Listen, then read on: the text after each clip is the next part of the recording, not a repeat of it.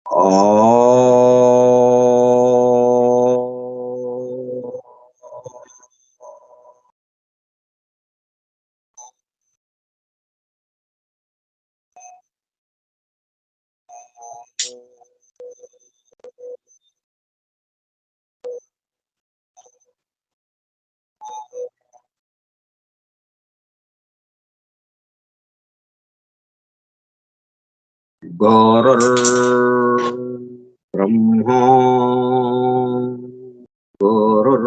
గురుర్విష్ణుః గురుర్దేవో మహేశ్వరః గురుః సాక్షాత్ పరం బ్రహ్మ తస్మై శ్రీ గురవే నమః.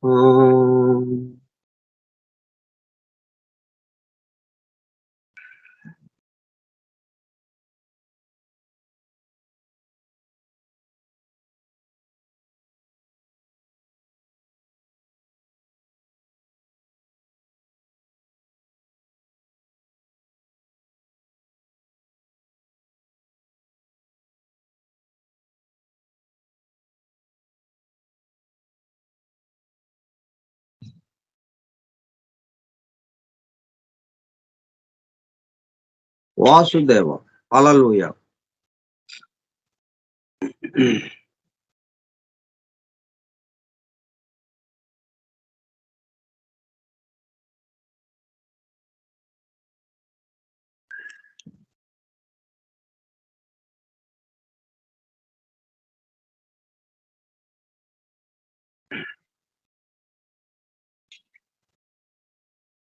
మనం కొన్ని ఉదాహరణలు,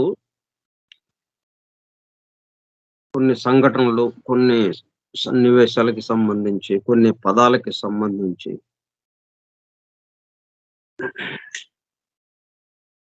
వాటి ఆ సంకేతాల్లో ఉన్నటువంటి అంతరార్థాలు ఏంటి, అవి ఏం తెలియజేస్తుందో తెలుసుకుంటున్నాము. ఇట్లా ప్రతిదీ ఏదో ఒకటి తెలియజేస్తూ ఉంటుంది. అట్లా ఎందుకు తెలియజేస్తుంది? అలా తెలియజేయటం అది వాస్తవమేనా, యథార్థమేనా అని మనం అడగొచ్చు. వాటిని అట్లా ఎందుకు మనం భావించాలి? ఎర్త్‌క్వేక్ అని ఉంది, లేకపోతే రోజ్ అని ఉంది, క్రాస్ అని ఉంది. రోజు రోజు అంతే, గులాబీ పువ్వు. ఇంకా దానికి ఇంకేదో మనం కథలు చెప్తే ఎట్లాగా? అలాగే క్రాస్ ఉంది. క్రాస్ అది సిలువ, ప్లస్ గుర్తు లేకపోతే సిలువ. ఇంకంతే, దానికి మనం ఏదేదో అని ఎక్కడికెక్కడికో తీసుకెళ్ళి దాంట్లో ఏం లేదు గదా! మనకి నిలువు కమ్మి, అడ్డ కమ్మి ఉంది అంతే. మధ్యలో ఒక బొమ్మ వేశారు, గులాబీ బొమ్మ. ఇంకేంటి దానికి సంగతి అని మనకు అనిపించొచ్చు సాధారణంగా. దాంట్లో ఎన్నుంటాయి, ఊహగా ఊరికే మీకు తోచింది చెప్తున్నారు అన్నట్టుగా మనం భావించడానికి అవకాశం ఉంటుంది. కానీ ప్రతిదీ సంకేతమయం. నేను మాట్లాడుతున్నానంటే పదవి దాటి ఒక మాట ఒక శబ్దం వచ్చింది. అది ఒక భాషకి సంబంధించిన శబ్దంగా మనకి వినిపిస్తుంది. కాబట్టి దాన్ని ఒక పదాల కిందకి, ఒక వాక్యం కిందకి మనం తీసుకుంటున్నాం. అయితే ఆ పదాలవన్నీ ఎట్లాగొచ్చినాయి బయటకి? నేనేదో ఒకటి భావించి, ఒకదాన్ని అనుకుంటూ దాన్ని మీకు తెలియపరచటానికి భాషను ఉపయోగించుకుంటున్నాము. భాష అక్కడ గులాబీ పువ్వు అన్నది అక్కడ లేదు కదా! గులాబీ పువ్వు అని మనం అంటాం. ఆ బొమ్మను చూసి గులాబీ పువ్వు అని తెలుగు భాష వాడంటాడు. ఇంగ్లీష్ భాష వాడేమో రోజ్ అంటాడు. ఇంకో భాష వాడు ఇంకొకటి అంటాడు. మరి ఎట్లాగది? కాబట్టి మనం చూసిందేంటి? రోజ్ గులాబీ పువ్వును చూసాము. చూసి ఇది గులాబీ పువ్వు అని నేను మీకు చెప్పాలి. చెప్పాలంటే నాకు తెలిసిన భాషలోకి ఆ పదాన్ని మార్చుకొని, మళ్ళా మీకు తెలిసిన భాష, నాకు తెలిసిన భాష ఒకటై ఉండాలి మరి. ఇప్పుడు నేను మాట్లాడేది మీకు తెలియకపోతే, నేను చెప్పినా మీకు అర్థం కాదు. కాబట్టి ఇవన్నీ ఏంటి సంకేతాలు. మనం లోపల ఏమనుకుంటున్నామో దానికి సంకేతంగా ఈ భాషను వాడుతూ ఏదో రకంగా నాలో ఉన్న భావాన్ని మీకు వెలిబుచ్చటానికి ప్రయత్నం జరుగుతుందిక్కడ. అట్లా ప్రతిదీ ఒక సంకేతంగా అక్కడ నిలబడున్నాయి. ఆ సూత్రాన్నే దీంట్లో గూడా తీసుకున్నారు. ఎందుకు అక్కడ సిలువకి సంబంధించిన గులాబీ పువ్వు ఎందుకు వేశారు అన్నది దాన్ని జాగ్రత్తగా గమనిస్తే, ఇప్పుడు దాంట్లో ఉన్న రహస్యార్థాలు మనకి తెలుస్తూ ఉన్నాయి. కాబట్టి ఇది యథార్థంగా, వాస్తవంగా ఉన్న విషయమే. ఒకదాన్ని చెప్పడం కోసం ఇంకొకటి ఇక్కడ నిలబడి ఉంటుంది. ప్రతిదీ తన ద్వారా ఏదో తెలియచెప్పడానికి ఉన్నదే.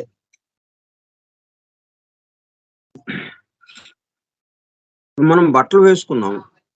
ఆ బట్టల రంగు గాని, ఆ బట్టల ధోరణిన అవి ఆ డిజైన్ గాని అవన్నీ దేనికి సంకేతం? ఆ ధరించిన వాడికి సంబంధించిన భావాలకి అనుగుణంగా, వాడి స్వభావానికి అనుగుణంగా, వాడి ఇష్టాయిష్టాలకి అనుగుణంగా ఆ దుస్తుల్ని ఎన్నుకున్నాడు వాడు. ఆ దుస్తుల్ని ధరించాడు. దుస్తులు గూడా ఒక సంకేతం. ఇట్లా ప్రతిది గూడా సంకేతమయంగా ఉన్నది. కాబట్టి అదే పద్ధతిలో దీన్ని గూడా మనం చూస్తున్నాము. దీని ఒక్కదానికే మనం ఇట్లాగా సంకేతాలుగా ఆరోపిస్తూ దాని మీద ఇది ఇట్లాగా, ఇది ఇలాగా, ఇది ఇది తెలియచేస్తుంది అని మనం కొత్తగా ఏం చెప్పట్లేదు. మన నిత్య జీవితంలో ప్రతి అంశము ఇదే పద్ధతిలో ఉంది గాబట్టి, ఆ పద్ధతిని తీసుకువెళ్ళి దానికి అన్వయించుకుంటే ఈ విషయాలన్నీ బయటకొస్తున్నాయి. అది మనం గుర్తుపెట్టుకోవాలి. Next earthquake, wind and fire.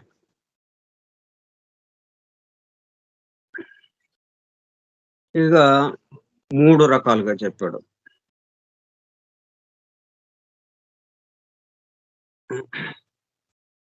Earthquake భూకంపం, విండ్ గాలి, ఫైర్ అగ్ని. ఏంటి వీటి గురించి దాంట్లో ఏం రాశారు?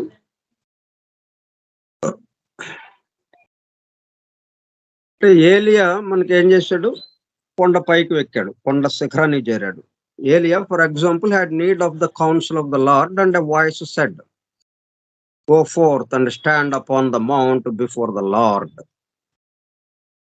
ఆయనకేదో సందేహం వచ్చింది ఏలియా అన్న ఆయనకి. వస్తే మరి దైవం యొక్క సూచన ఏంటి? దైవం యొక్క సలహా ఏంటి అని అడిగాడు. అడిగితే ఆకాశవాణి చెప్పింది. Go forth and stand upon the mount.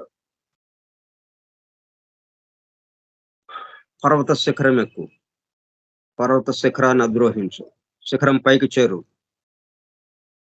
Before the lord. అక్కడ దైవం ఉంటాడు. నీకు దాని గురించిన విషయం వివరిస్తాడు. వెళ్ళక్కడికి అని ఆ శరీరవాణి పలికింది.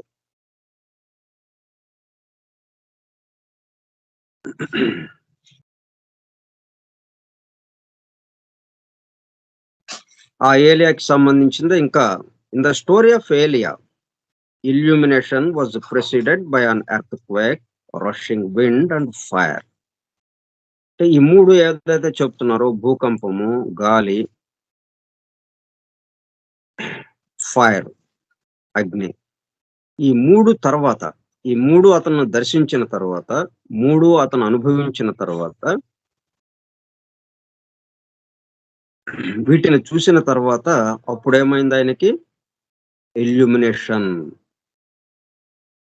అతనిలో ప్రకాశం మేల్కొంది. వెలుగుతో నిండిపోయాడు. అది దీనికి సంబంధించిన కథ ఎక్కడుందంటే, మనకి పాత నిబంధన గ్రంథంలో కింగ్స్ అంటే రాజులు, రాజులు అని రాజుల గ్రంథంలో. అంటే అనేక గ్రంథాల యొక్క సంకలనం ఇది. పాత నిబంధన గ్రంథమైన, నూతన నిబంధన గ్రంథమైన అంటే రకరకాల వాళ్ళు చాలా చాలా మంది వాళ్ళ అనుభవాల్ని రాసి ఒక్కొక్క గ్రంథంగా దీంట్లో కూర్చారనమాట. ఆ మొత్తాన్ని ఒక చోటకి చేర్చారు. క్రీస్తు రాకముందు ఉన్నదంతానేమో పాత నిబంధన గ్రంథము. క్రీస్తు వచ్చిన దగ్గర నుంచి కొత్త నిబంధన గ్రంథము ఇట్లాగ అందించారు మనకు 2 భాగాలుగా.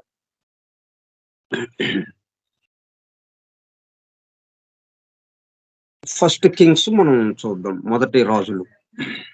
మొదటి రాజుల్లో 18వ అధ్యాయము 11వ వాక్యము. మొదటి రాజులు.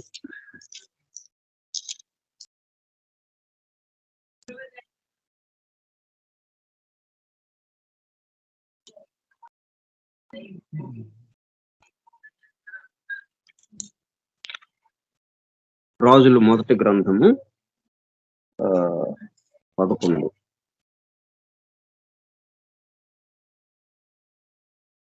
18 అధ్యాయం.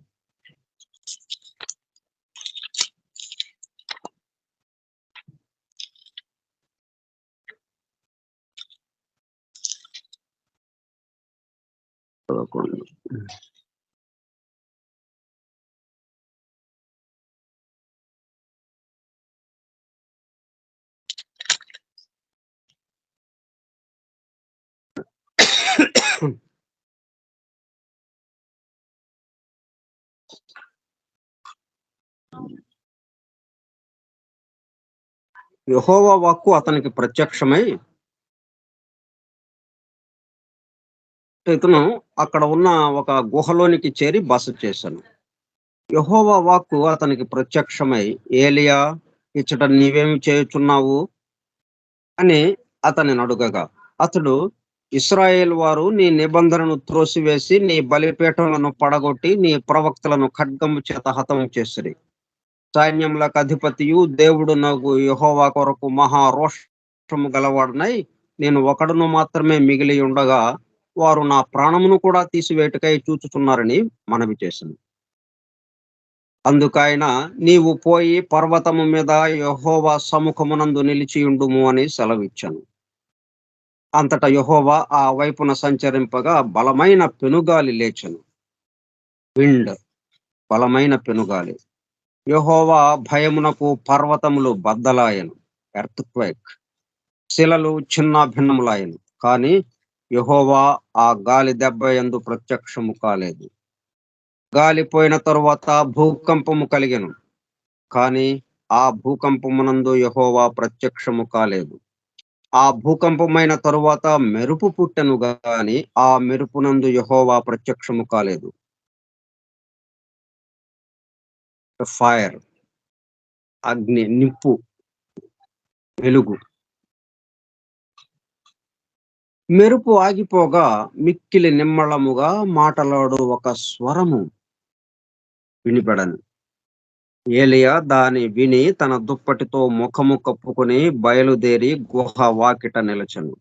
అంతలో ఏలియా, ఇచ్చట నీవేమి చేయుచున్నావని ఒకడు పలికిన మాట అతనికి వినబడెను.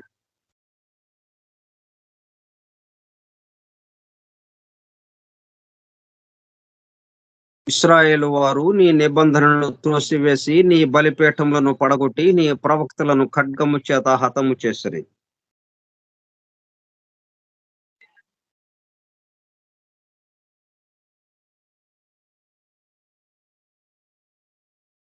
అప్పుడు యెహోవా, నేను ఒకడును మాత్రమే మిగిలి ఉండగా వారు నా ప్రాణము తీసివేయుటకై చూచుతున్నారని చెప్పాను. అప్పుడు యెహోవా అతనికి సెలవిచ్చినదేమనగా, నీవు మరలి అరణ్య మార్గమున డమస్కునకు పోయి దానిలో ప్రవేశించి సిరియా దేశము మీద హజాయేలునకు పట్టాభిషేకము చేయుము. ఇశ్రాయేల్ వారి మీద నింక్షీ కుమారుడైన యెహోవాకు పట్టాభిషేకము చేయుము. నీకు మారుగా ప్రవక్త అయ్యుండుటకు ఆబేల్వే హోలావాడైన షాపాతు కుమారుడైన ఏలీషాకు అభిషేకము చేయుము. హజాయేలు యొక్క ఖడ్గమును తప్పించుకుని వారిని యెహూ హతము చేయును. యెహూ యొక్క ఖడ్గమును తప్పించుకుని వారిని ఎలీషా హతము చేయును. ఆయనను ఇజ్రాయేల్ వారిలో బయలునకు మోకాళ్ళోనకయు నోటితో వాని ముద్దు పెట్టుకొనకయు నుండు 7,000 మంది నాకు ఇంకనూ మిగిలియుందురు. ఏలియా అచ్చట నుండి పోయిన తరువాత అతనికి షాపాతు కుమారుడైన ఎలీషా కనపడింది. అతడు తన ముందరనున్న 12 అరకల ఎడ్ల చేత దుక్కి దున్నించుతూ 12వ అరక తాను తోలుచుండెను. ఏలియా అతని చేరబోయి తన దుప్పటి అతని మీద వేయగా అతడు ఎడ్లను విడిచి ఏలియా వెంట పొరుగెత్తి, నేను పోయి నా తల్లిదండ్రులను ముద్దు పెట్టుకుని తిరిగి వచ్చి నిన్ను వెంబడించదనని చెప్పి అతనిని సెలవడుగగా అతడు, పోయి రమ్ము, నా వలన నీకు నిర్బంధం లేదని చెప్పాను. అందుకు అతడు అతనిని విడిచి వెళ్లి కాడి ఎడ్లను తీసి వధించి వాటి మాంసమును గొర్తిగా నూకల చేత వంట చేసి జనులకు వడ్డించాడు. వారు భోజనము చేసిన తరువాత అతడు లేచి ఏలియా వెంబడి వెళ్లి అతనికి ఉపచారము చేయుచుండెను. ఇది అప్పుడు జరిగినటువంటి సంఘటన.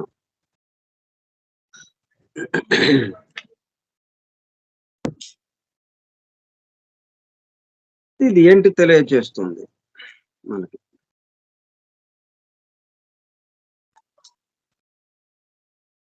In the story of Elia, illumination was preceded by an earthquake, rushing wind and fire.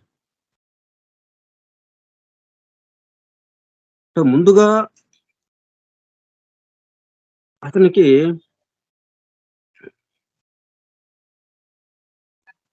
Illumination,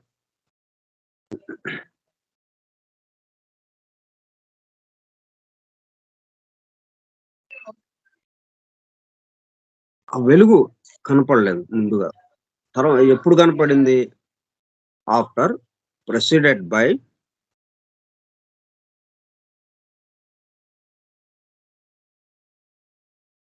an earthquake, rushing wind and fire.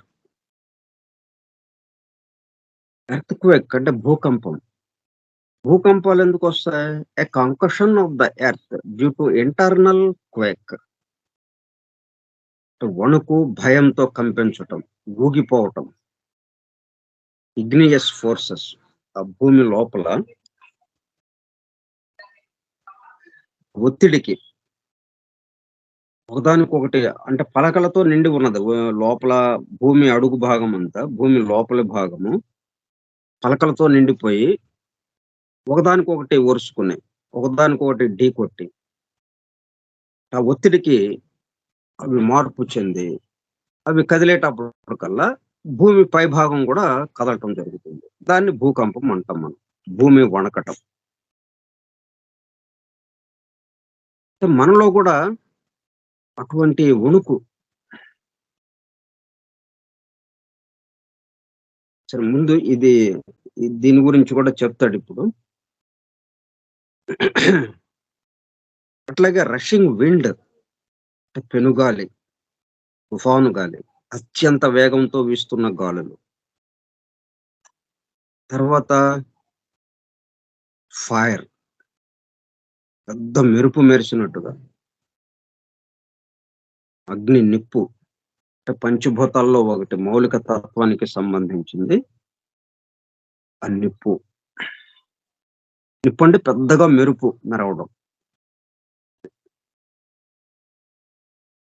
ఈ మూడు కనిపించాయి ఆయనకి.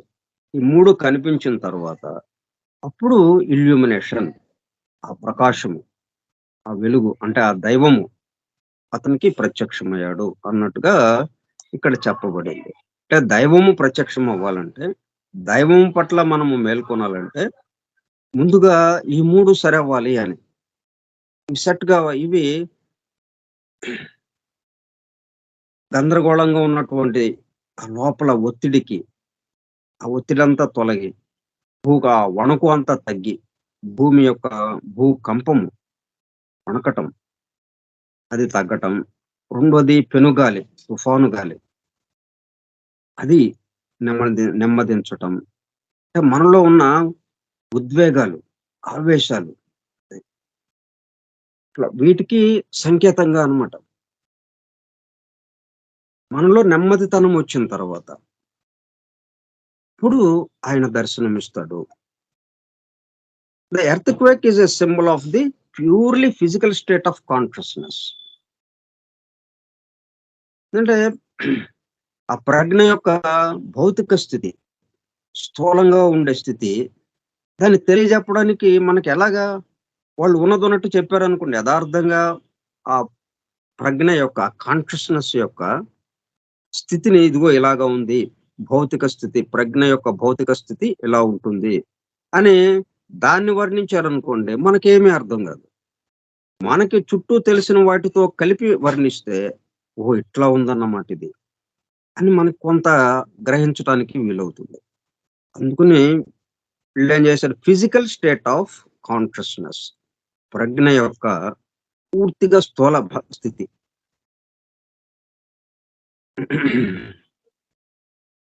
ఘన స్థితికి సంబంధించింది అన్నట్టు. Physical state of consciousness. అంటే ప్రజ్ఞ అంటేనే మనకి సూక్ష్మము. అది పొగమంచు రూపంగా అది ఆకాశీయ ద్రవ్యంతో తయారయ్యేది.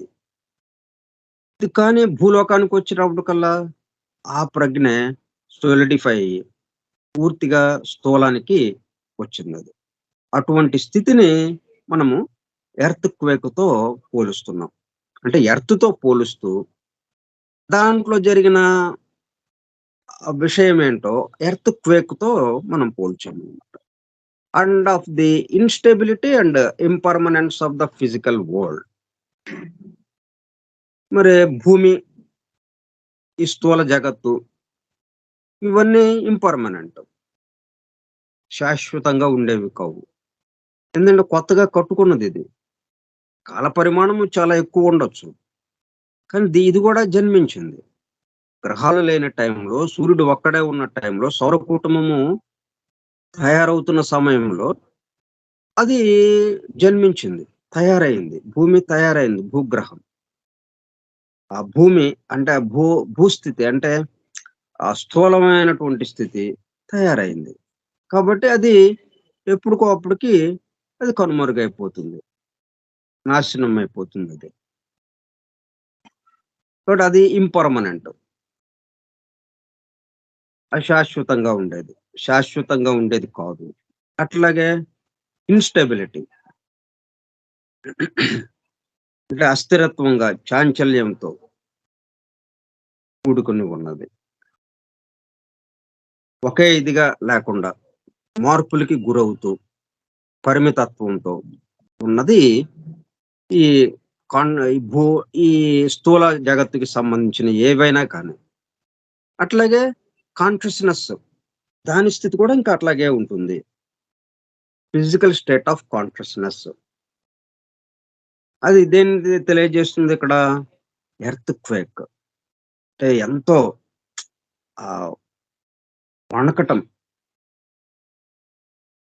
అంటే ఒత్తిడి ఎక్కువగా ఉండడం వల్ల, ఆ కదలికల వల్ల, అస్థిరత్వం వల్ల అటు ఇటు కదులుతూ భూమంతా కంపించిపోతుంది. అంటే శరీరము వణికిపోతోంది. దేహము వణికిపోతోంది. లోపల ఉన్నటువంటి ఆ ఒత్తిడికి దేహమంతా కంపిస్తోంది. ఇప్పుడు అతనున్న పరిస్థితి, ఏలియా ఉన్న పరిస్థితి దేహమంతా వణుకుతోంది. అంటే అక్కడ ఉన్న ఆ ఏలియా అంటే ఎవరు?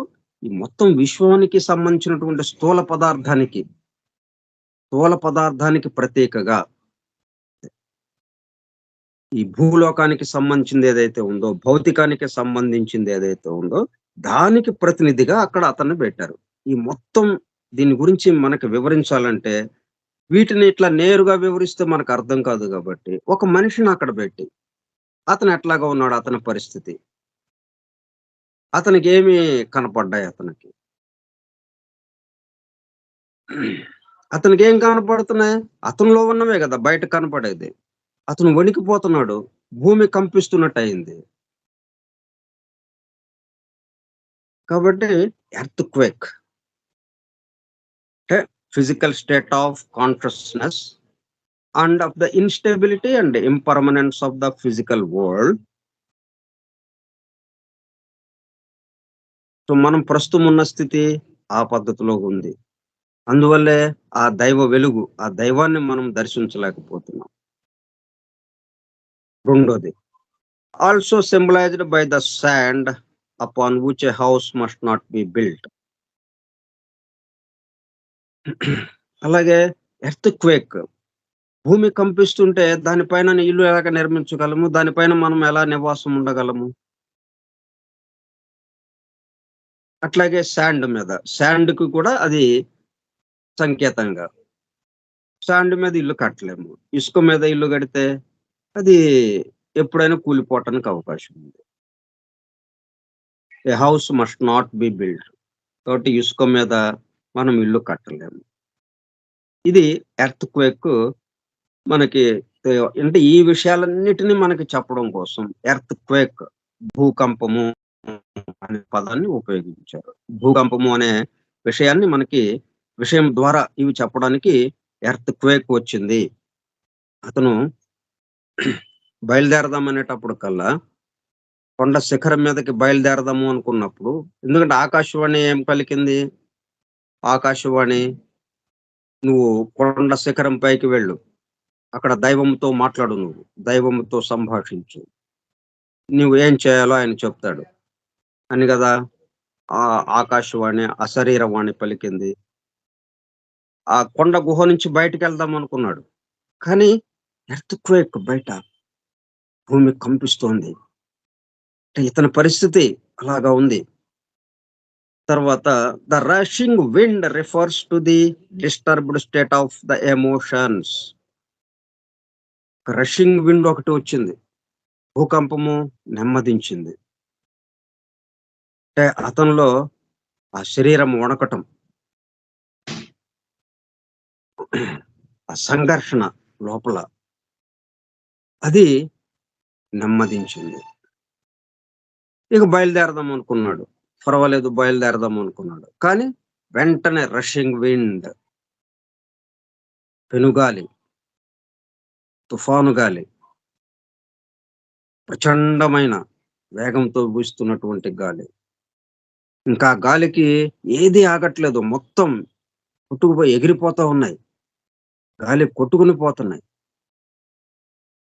మనిషి గూడా కొట్టుకుని పోయేటంతగా తీవ్రమైన వేగంతో ఉంది గాలి. Rushing wind. అదేం తెలియజేస్తుంది మనకి? Refers to the disturbed state of the emotions. మనలో ఆ ఉద్వేగాలు, ఆవేశాలు, భావోద్వేగాలు, భయము, దుఃఖము ఇవన్నీ వచ్చినప్పుడు ఇదంతా ఏంటి? కామ శరీరానికి సంబంధించింది. భౌతిక శరీరానికి సంబంధించింది ఎర్త్‌క్వేక్. ఈ కామ శరీరానికి సంబంధించింది ఎమోషన్స్. వాటితో అవి ఏ పద్ధతిలో మన మీద ప్రభావం చూపిస్తున్నాయి ఎమోషన్స్? ఒక రషింగ్ విండ్‌గా. మనం భౌతికంగా తుఫాను గాలి వచ్చినప్పుడు ఉన్న పరిస్థితి ఎలాగుంటుందో, ఏది స్థిరంగా ఉండదు. మొత్తం ఊగిపోతుంటాయి. ఏమాత్రం ఇదైనా గాలి కొట్టుకుపోతాయి.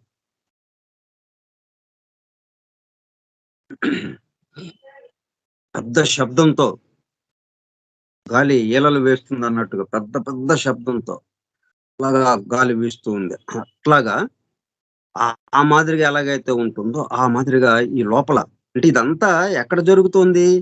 ఏలియా బయట జరగటం లేదు. ఏలియా అంతరంగంలో జరుగుతోందిది. ఈ ఘర్షణంతా. అంటే ఒక్కడైపోయాడు. భయంతో వణికిపోతున్నాడు. కానీ పట్టుదలగా ఆ దైవం కోసం, ఆ దైవంని మరలా ప్రతిష్ఠించడం కోసం అలా నిలబడున్నాడు. అందరూ చనిపోయారు. అందరిని చంపేశారు. ఈయన గూడా చంపడానికి చూస్తున్నారు. కానీ ఈయన ఇక్కడ దాక్కుని భయంతో వణికిపోతున్నాడు. అట్లాగా భావోద్వేగంతో రష్యింగ్ విండ్ లాగా పెనుగాలితో ఎలాగైతే అటు ఇటు ఊగిపోవటం ఉంటుందో అట్లాగా జరుగుతుంది ఇది అతని యొక్క ఎమోషన్స్ వల్ల. విత్ వైలెస్ట్ ది ఫైర్ అంటే ఒకదాని తర్వాత ఒకటి వచ్చినాయి ఇవి. ముందు ఎర్త్ క్వేక్ వచ్చింది, అంటే శరీరం అంతా వణికిపోతుంది. భౌతికంగా ఉన్నది ఏదైతే ఉన్నాయో ఇవన్నీ వణికిపోతున్నాయి, కంపిస్తున్నాయి. సరే నెమ్మదిగా అది సమస్య పోయింది. అంటే ఆ భయం కానీ అవన్నీ తగ్గిపోయినాయి. ఇక ఈ కామ శరీరానికి సంబంధించినటువంటి గాలి, ప్రచండమైన గాలి వీయటం మొదలుపెట్టింది. ఆ గాలికి తట్టుకోలేనంతగా ఉందన్నమాట. అంటే ఇతంలోని పరిస్థితి అది. అది కూడా నెమ్మదిగా సమసిపోయింది. అంటే ఆ శరీరవాణి ఏదైతే వినిపించిందో, ఆకాశవాణి ఏదైతే వినిపించిందో నెమ్మదిగా అది గుర్తుకు తెచ్చుకుంటున్నాడు. అక్కడికి ఆయన ఆ ఆకాశవాణి ఏదైతే వినిపించిందో, కొండ శిఖరం చేరు అని, అక్కడికి వెళదాం, అక్కడ దైవం ఉన్నాడు అన్నది ఒక పక్కన అతనిలో కదులుతూ ఉంటే నెమ్మదిగా ఇవి సమసిపోతూ ఉన్నాయి. Rushing wind refers to the disturbed state of the emotions. కలత నొందినటువంటి, నెమ్మది చెడినటువంటి స్థితి. ఉన్న స్థితిని అటు ఇటు మార్చటం. ప్రశాంతంగా ఉందాన్ని డిస్టర్బ్ చేయటం, కలత చెందించటం. అట్లాగా ఉంది అతని పరిస్థితి. అది కూడా నెమ్మదించింది. దైవం దగ్గరికి వెళ్ళాలి అని ఎప్పుడైతే అనుకున్నాడో ఇంకా దీని మీద దృష్టి తగ్గింది. కాబట్టి అంటే తన యొక్క స్థితి గురించిన ఆలోచన తగ్గి దైవం దగ్గరికి వెళ్ళాలి, ఆయన ఏది చెప్తే అది చేద్దాం అన్న ఆలోచన ఎప్పుడైతే వచ్చిందో అప్పుడు ఏం జరిగింది? ఈ ఎర్త్క్వేక్, రషింగ్ విండ్, ఫైర్ ఎట్లాగొచ్చినాయి? తనకి సంబంధించిన సమస్యగా ఇది అనుకుంటున్నాడు. తను దీన్ని పరిష్కరించాలనుకుంటున్నాడు, తను దీన్ని రక్షించాలి అనుకుంటున్నాడు. దాంతో తను రక్షించలేడు, ఒక్కడుండిపోయాడు. అందరినీ చంపేశారు, ఒక్కడే ఉన్నాడు ఇప్పుడు. కాబట్టి తనను కూడా చంపేస్తారేమో అని భయం. తను చచ్చిపోతే ఇంకా ఈ యెహోవాని నిలిపేవాళ్ళు ఎవరు అన్నట్టుగా మొత్తం తన మీద వేసుకోవడం వల్ల తను ఆ పనిని చేయలేను అనే అధైర్యంతో ఇక్కడ ఈ పద్ధతిలో అతనిలో కదలికలు వచ్చినాయి, అతనిలో గందరగోళాలు ఏర్పడ్డాయి. దానికి సంకేతంగా ఆ స్థితిని మనకి తెలియజేయడానికి ఎంత వేదనని అతను అనుభవిస్తున్నాడో, ఎటువంటి స్థితిని అతను అనుభవిస్తున్నాడో మనకి తెలియజేయటం కోసం ఇదిగో ఎర్త్క్వేక్, ఆ తర్వాత విండ్.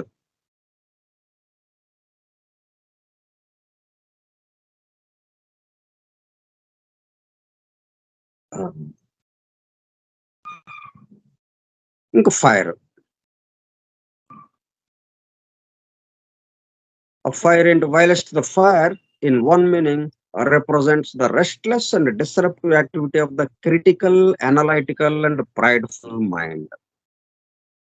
అది దాన్ని వివరం మనం రేపు చెప్పుకుందాం. స్వస్తి ప్రజాభ్యః పరిపాలయంతాం న్యాయేణ మార్గేణ మహిం మహిషాః గోబ్రాహ్మణేభ్యః శుభమస్తు నిత్యం. లోకా సమస్తా సుఖినో భవంతు. లోకా సమస్తా సుఖినో భవంతు. లోకా సమస్తా సుఖినో భవంతు. ఓం శాంతి శాంతి శాంతి. ఓపికగా ఉన్నటువంటి సోదర సత్యాన్వేషక బృందంలో ధన్యవాదములు. Thank you all. Vasudeva. Hallelujah.